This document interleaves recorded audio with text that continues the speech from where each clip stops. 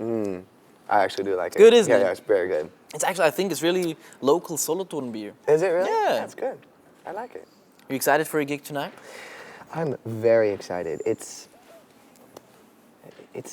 Man, I'm telling you, it's been really hard getting back here and overseas again on my own. I've done this on my own this time. No big record companies, no shadow of my brother, you know, no, nothing like that. Do you have a lot of contact with Nick? No, I mean, right now, we or? talk, but we're not like best friends, and we don't, talk every day, and I don't ask him for advice, no. Still a good relationship though, or is it kind of cold? I know You know, families can be difficult. Yeah, we have our ups and downs, as brothers, and Of course. it's never really anything else but just personal. Okay. And not only that, we're very competitive with each other. I'm the little brother, and he's the big brother, and now it's my turn. It's good. It's my It's turn. Aaron Carter time right It's now. my time. It's Aaron Carter time. And you had some rough times as well, of course. It's a lot of. It has been written about in the newspapers and whatnot. And I actually didn't expect that you would order beer. I thought maybe since as a child you I don't know if you've developed an addiction to alcohol back in the days, but you drank quite a bit back then, right? Not really. Not really? No. That was never really. It was never really any of my issues. Okay. More of the stuff that I went to, because I went to Betty Ford Center. Exactly, because of the Xanax thing. Yeah, right? but that was much different, than let's Okay. say weed or alcohol to Yeah, me. Like, okay. I have my own outlook. I'm not gonna be the guy that says something anymore just to have a perception from the media. Like, I'm gonna be me and be comfortable with who I am, and people should just accept that. And if they don't have to come to my concerts. They don't need to buy my records. They don't need to follow me on Twitter. They don't need to do but at least I'm real. I don't have a problem with alcohol. I don't have a problem with Glad with to hear weed. that, man. But there was stuff that I did have a problem. I had a huge problem with Xanax. I mean, and it also, a few years later, it killed my sister. So Condolences, of it course. was, yeah, thank you. Sad story. So it's been a weird situation, and of course, I think to myself. Have you gotten over it? with if you can say that, even with the my death sister. of your sister, yeah. No, not really. I mean, I don't think I you ever ever do? will. No, Yeah. I don't think I ever will.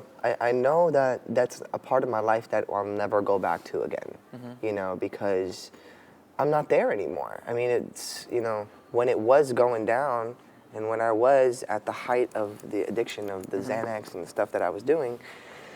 I was really down on myself, and I had just finished doing Dancing with the Stars. Exactly. And then I did all this Dancing with the Stars, and all of a sudden it was just like everything kind of stopped, and I didn't know how to deal with myself, and I didn't know how to kind of just cope with reality, and I was I'm still learning now. Now it's a little bit different. I mean, when I did that, that was 5 years ago.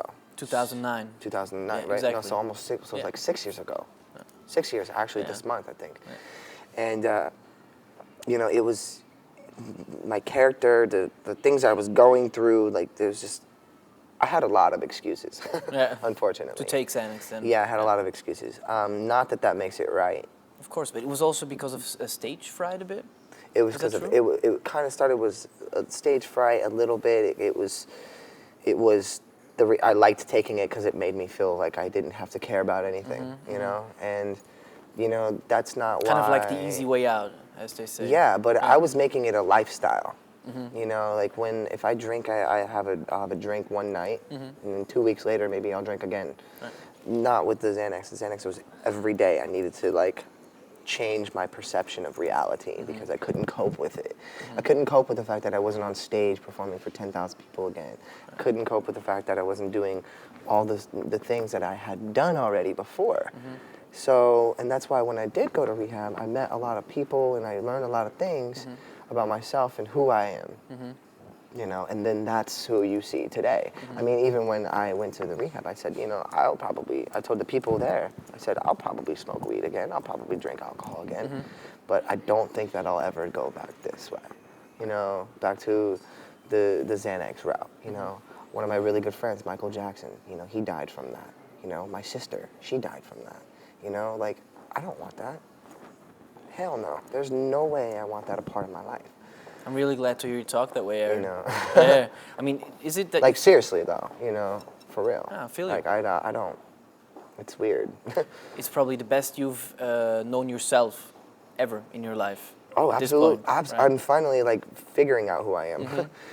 And... Which is always a plus with that whole life thing, Yeah, you know? I mean, you know, and I think that's why it's kind of so interesting to people, my life, and it's because it's not normal.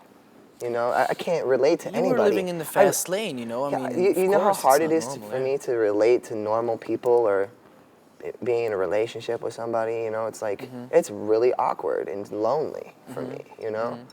Because I always feel like I have to explain myself. Because everyone has their preconception of what this Aaron Carter person might be like. Of course. There's people who don't even know me that think they know me because they Googled me, you know? And then when it gets in, like, there's people that'll, like, look up who I was when I was 19 and then refer to me as the same person as a 27-year-old man. And that's not fair, you know? But it's a part of my life. Don't you ever wish you were completely unknown? You would No. have never, seriously? That you would have never been this huge child star, never been in the spotlight whatsoever? I don't think so. You've never had that thought? No, I can't. I couldn't even fathom the thought because... It's the air that you breathe, kind of. Yeah, exactly. Like, if I see somebody come in and they recognize me, that's a good feeling for me. If I'm sitting at dinner and someone asks me for an autograph or a picture, that's a good feeling for me. Most of the time, I'll stop what I'm doing and I'll get up and do it. You know? It's so funny because it's my air, like you said. It's the air I breathe. I mean, it's what I do, and I don't want to be known as a bad person or asshole or, you know, something like that. I don't think anyone thinks of you as an asshole. I mean, do you get a... No, but I mean, being a celebrity, you know, if I'm doing normal things or, you know, people can... Sometimes I could be like, oh, no, I'm eating right now. Or, you know, like, I always try to put the people who know me first. Is it more the born entertainer or just the trained entertainer? What do you think? I don't believe in gifts as talents. I really don't. People always say, like, that people are born with gifts and born with talents and people are born to be singers or swimmers. I don't believe in that. But that's because, I think that's because of the timestamp of my career and the growth that I've seen myself make through practice, you know? And so I believe that if someone's determined and they have a passion about something, they can get to a point where they're so good at it that it looks to somebody else like a gift.